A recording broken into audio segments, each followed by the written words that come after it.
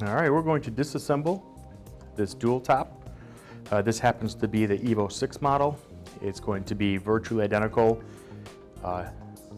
between the Evo 6 and the ST6 models. So what you're looking at here is what we call the front of the heater. This is where your air and water goes in. We'll kind of go over the connections right now. This side here is your heating air blower. So think of this as the return air on your furnace. The heated air comes in, is blown across the heat exchanger inside of the unit, and then goes out on the other side. You have your water in and your water out. Over here, you have your combustion air fan intake on the bottom. You can see your fuel intake here. And what you're seeing here is actually the cooling air fan. On the other side of that fan motor is also your combustion air fan. We'll see that in just a few moments here. But again, that one motor is actually powering two fans. And then of course you have your two connectors, your main connector here and your fuel connector. Turning our attention to the bottom of the heater, you'll notice there's 4 mounting screws. These are for the boiler tank itself. You'll also notice the exhaust port and the cooling air outlet port. Inside of this cooling air outlet port, you're going to see this drain hose. Now this drain hose is used for both the drain valve, but also the overpressure valve. So if either one of these were to open, this is where you're going to see water coming out. And welcome to the back of the dual top. The only thing really going on here that you can see at this point are your two 80mm heated air outlets. So since we're right here at this side of the heater, let's begin our disassembly with the back side of the heater. We're going to take this cover off.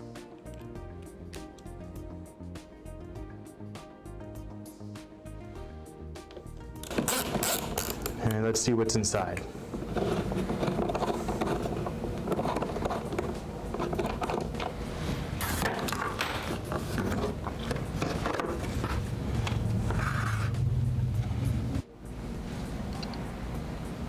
So on the back of the heater on the inside, we do have up top here, we have a water temperature sensor and a water temperature switch. Kind of going along with that, we have an air temperature sensor and an air temperature switch. Then we have an overheat temperature sensor here for the combustion chamber. And there's an inspection port that's used during the manufacturing process. So the water temperature sensor and switch, they do not pierce into the boiler. They simply sit on the surface and measure and your air temperature switch and sensor, of course, just have air blowing across them to measure the air. And your combustion over temperature sensor is also just a surface mount. Now a note on your air temperature sensor and switch and your water temperature sensor and switch. The sensors are used to regulate the temperature of the air and the water. The switches are for safety. So if your air or water goes over temperature, what it's going to do is it's going to set a fault. But the fault is actually going to be a fuel system fault. It's going to be a fuel pump circuit interrupt, or verbiage similar to that. So the reason why is your fuel pump circuit passes through both your air and water temperature switches. Those two switches are in series with your pump. So if one of those two switches opens, the ECU simply sees a broken circuit. It doesn't know a switch broke it. So if you have a fuel pump code, of course, you're going to want to start your diagnostic with the fuel pump itself to make sure the fuel pump works. Make sure the external wiring works, because that's all easy to get to, before you pull the front cover to check these switches. And yes, if you want to check these two switches and sensors, you're actually going to do it by the front, because you really can't get to the switches and the sensors through the back here. You may notice there's some butt splices in the wiring harness. That was done for training purposes. This is a solid harness. This is serviced as a solid harness so far as to pull the boiler out of the unit, because you may notice there in the bottom right corner, the wiring does pass between the boiler and the insulation, the styrofoam insulation. So yeah, replacing that is a little bit of a chore. But let's pull these switches off so we can get the back cover out of the way. So the air temperature sensor and switch are held on with a T15.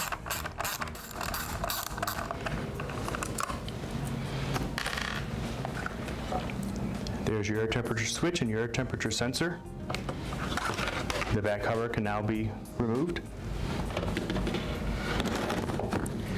Your water temperature sensor, your water temperature switch, there's simply a hex nut up here.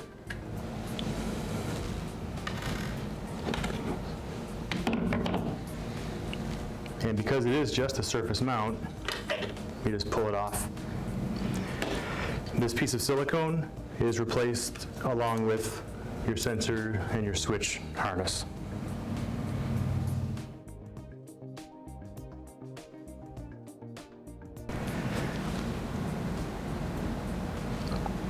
So we're going to pull the front cover off.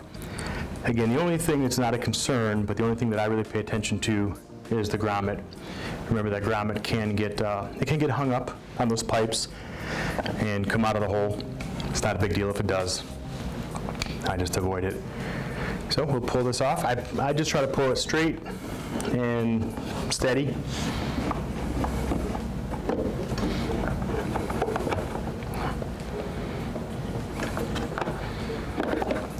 And then once it comes off, you have the wiring on the side.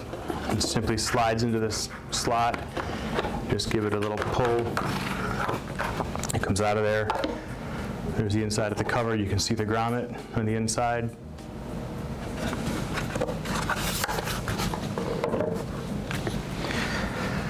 So here we have our heated air fan, and this is the hood for, remember, our cooling fan. One item about the heated air fan, if you ever hear a really loud, obnoxious noise when the heater is in one of the air heat modes, I talked about those two pipes and that grommet, and sometimes that grommet can become dislodged. Well, the job of that grommet is to keep those pipes located where they're supposed to be. If that grommet comes dislodged from the cover, the pipes can come into contact with the fan like it is now, and the noise is pretty bad. So if you hear a noise like this, but much faster, have a look at that grommet. The best way to really reseat it is you're just gonna have to pull the cover off, reseat the grommet, and then be careful putting it back on so the grommet doesn't become dislodged again. It's very, very difficult to reseat that grommet with everything in place. The pipes just don't allow enough movement. And sorry folks, I know it's a lot of black plastic, so it can be a little difficult to get your detail, but again, here's our heated air fan, cooling air fan, hood for the cooling air fan. This white tube back here is our drain tube. Up top is what we call the combination valve. You can just see the two fittings, the two nipples inside of the hose. One of those is for vent, to let air in and out as the volume of water changes. And then on the bottom, down here, it's difficult to see, is your drain valve. So if a customer says they have a leak, first thing you want to do is make sure it's coming out of that white tube. If it is, then you got to determine where. Is it in drain mode? Was it overpressurized? So if it's in drain mode, you may remember that the entire backlight on the control panel will be flashing.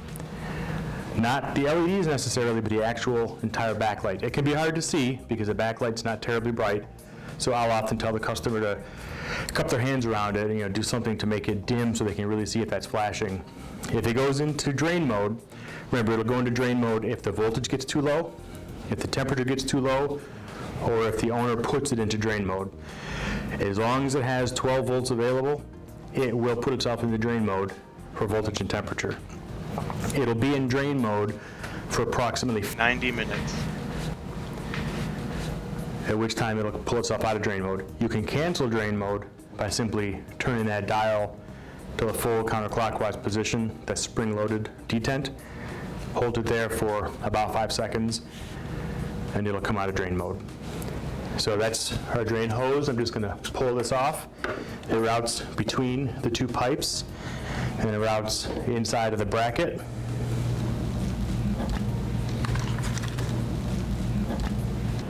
Simply pull the drain hose off, pull out of the bottom of this housing, because remember that drain hose goes into the bottom of this cooling housing so it can drain out outside of the heater. We have one hole in the bottom for the drain, 2 holes in the top for the combination valve. Our combination valve is right there behind that foam. That foam, there's some on the top and there's some on the bottom, is to direct the air through the heat exchanger fins, which are back here. Anytime you are going to replace or mess with the combination valve, the drain valve, the wiring, or the gasket kit, it comes with that hose. I'm not going to disturb that foam now because I do want it intact for future courses, but that's kind of what we're looking at here. On the bottom you can see this white 9-pin connector. That white 9-pin connector is the wiring harness that runs to the water and air temperature sensors in the back. So this is how you would test your water and air temperature sensors using a multimeter, check for continuity, check for resistance. If you have to replace one of those sensors or switches, you're replacing this whole wiring harness. Again, it runs between the boiler tank and the black styrofoam insulation all the way around back. So to replace it, you're going to pull the boiler out. Now to get the boiler out, you're going to want to remove your heated air fan, and then there's 4 T30 bolts on the bottom that will allow you to slide the boiler out. And it will have to be slid all the way out to replace it. So let's get this heated air fan out of the way so we can get an idea of what everything else looks like.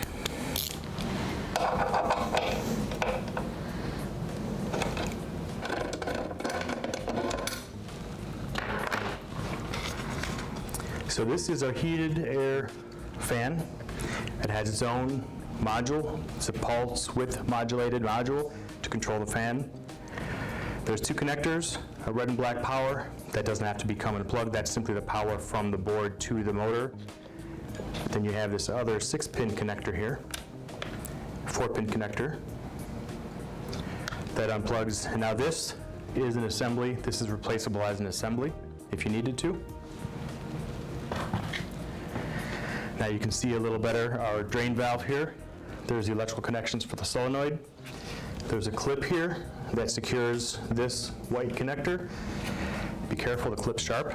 It has surprised me many times. So we can unplug our solenoid, black wire on top, brown wire on the bottom. Now this is called our internal wiring harness. It's almost free. There's another connector up here that you'll notice has two gold-colored wires. Those 2 gold wires go to the combustion overheat sensor on the back. Simply unplug that little 2-way connector. Now the next thing we're going to do is pull off this cooling hood.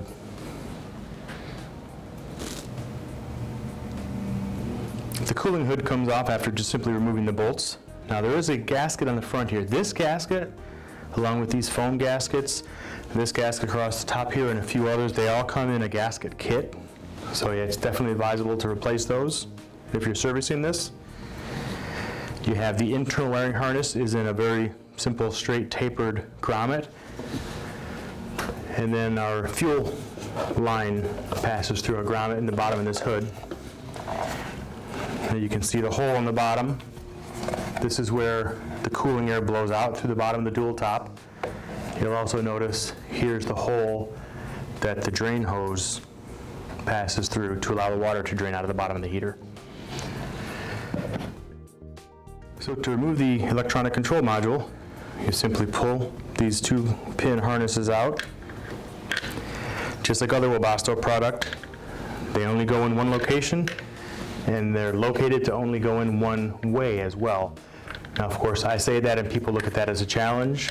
And yes, indeed, you can plug them in incorrectly if you really try, but it takes a lot of effort and you're going to damage the connector. If it isn't sliding in all the way, or if it isn't sliding in relatively easily, take a look, double check. You'll notice on these connectors, I'm going to try to zoom in and see if you can see it, but there's notches, there's keys It only goes in one way. It won't go in upside down. It won't go in the wrong hole. They're all a little bit different. So the main ECU connector here.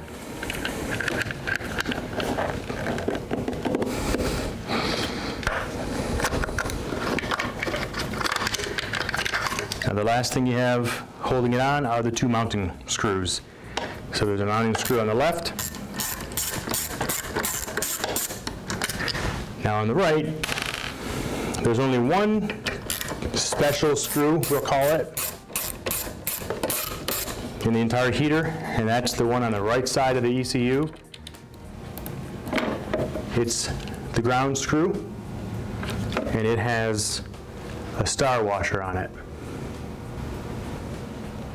So at this point, your internal wiring harness is free, and that, of course, is a replaceable component. Your ECU is free, and that is a replaceable component, of course. Now that's all we have left, really, that you may end up having to service on this is going to be the burner itself. So we're going to take the combustion air fan off.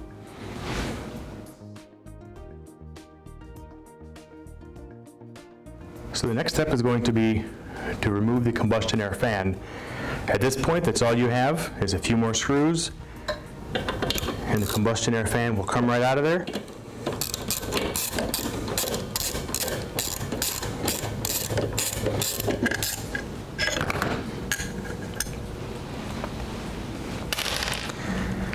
So again, this is your cooling air fan. On the back side of it is your combustion air fan. So two fans share one motor, just like our other air top heaters. Here's your combustion air in. This is an assembly. Something to note, this foil on the bottom, this is a heat shield because you have combustion happening a very, very short distance away from this plastic fan. So this heat shield's important, make sure it's in place. When you put this back together, we'll talk about this again, but these glow plug wires, make sure they're not pulled out to the point where they can rub on this, because they will rub through the insulation on the glow plug wires, causing a short, causing a code. If this is torn, you got to replace the unit. You can't just get this fan, because this air gap between the fan and the housing, that's set at the factory, and there is no spec. Each one is going to be different. So you can't replace just the combustion air fan. For that reason, don't set the fan down on the combustion air fan. Set it on its side, because if you alter that air gap, you're altering the air-fuel ratio. The gaskets all only go on one way, if you'll notice. Again, Webasto's great for that. Things only go in one location, in one orientation. It's awful nice. So what I'm going to do next is I'm going to push the grommet for the glow plug through to make it a little easier to pull out of there. And you can use a small Torx, a pocket screwdriver, whatever you happen to have on hand. Just, I'm pushing on the grommet all around the outside, being very careful not to push on the wires, being careful not to pierce the wires or damage the wires in any way. Now you can pull your glow plug through. Now you've got a bar.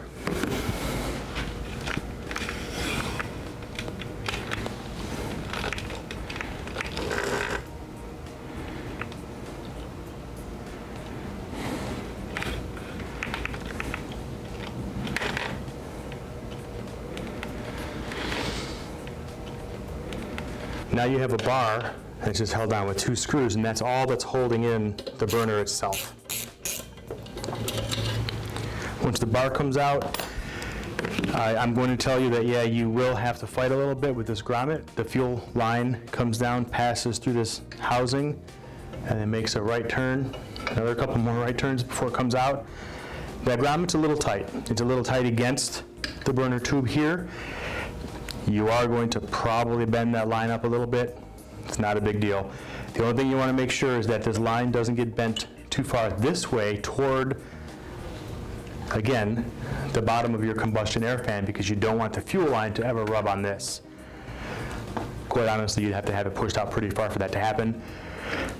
But just make sure that doesn't get pushed out too far, And then when it's all back together, there's quite a bit of play in this line, but you do need the end of the fuel line to pass through the grommet in the cooling hood that we talked about earlier.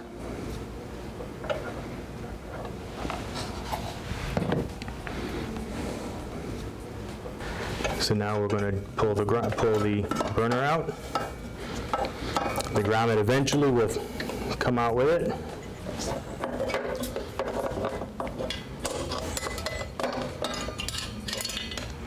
So here's our burner. You can see this one does have some carbon in there. Not the worst I've ever seen. So back to the burner. If you're replacing the burner, you're also going to pull the burner tube out, which is right here. There's only 2 more screws at this point. Remember, 2 of the screws were used to hold the burner in with that crossbar. Then there's 2 other screws for the burner tube that allows you to actually access the inside of the burner chamber to clean it out. Now, if you're familiar with air top heaters, this burner tube is quite different than what you're used to. So yeah, it has these holes along the side. It's actually capped at the other end. So obviously the flame is inside and it comes out of these holes. And then of course, the flame that comes out of those holes is going to be on the inside of the heat exchanger.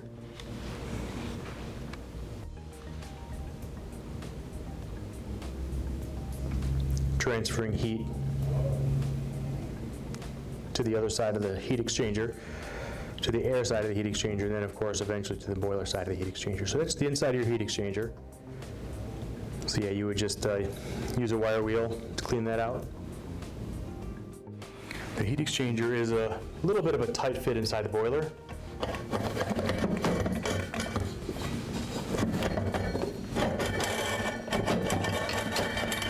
As you can tell.